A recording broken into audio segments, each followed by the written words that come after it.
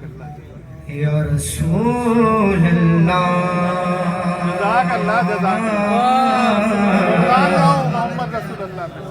सल्लम अलैका या हबीब अल्लाह।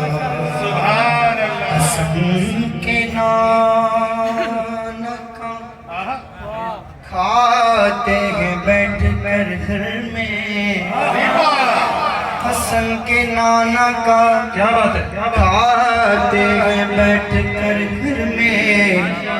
खुदा के फजल से हम डटे के नात पढ़ते, खुदा के फजल से हम डटे के नात पढ़ते हैं।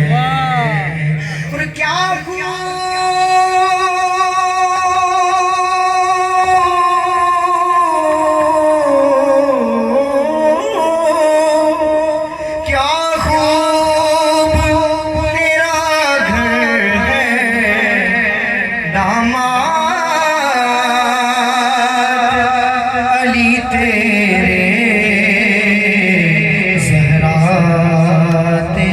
दुख तर है। सल्लल्लाहु अलैहि